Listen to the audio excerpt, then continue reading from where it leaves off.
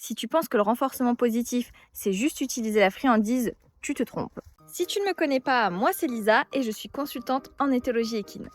Déjà, on va revenir sur une notion qu'on avait déjà vue dans les précédentes vidéos. Un renforçateur, c'est quelque chose qui va augmenter la probabilité de reproduction d'un comportement.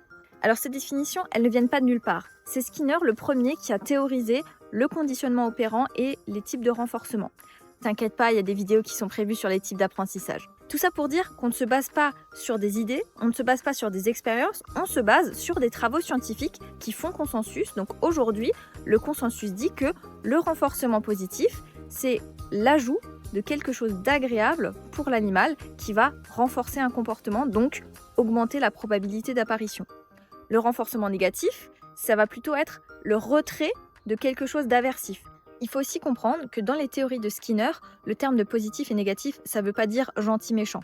C'est vraiment positif dans le sens on ajoute quelque chose, négatif dans le sens on enlève quelque chose. Par contre, au cours des 20 dernières années, on a eu beaucoup de chercheurs qui ont travaillé sur la réception de ces méthodes d'apprentissage chez le cheval. Et on s'est rendu compte que les chevaux qui étaient éduqués en renforcement positif, et notamment en ajoutant une friandise, ont des apprentissages qui sont mieux ancrés dans le temps, et surtout des chevaux qui ont des taux de cortisol qui sont moins élevés après une séance.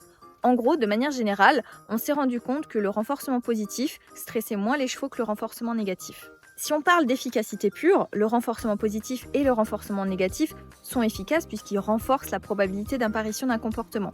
Par contre, là où le renforcement positif devient très intéressant, c'est parce que justement les individus ancrent mieux dans le temps et sont moins stressés. C'est-à-dire qu'on met les chevaux dans des situations qui sont moins inconfortables en travaillant en renforcement positif.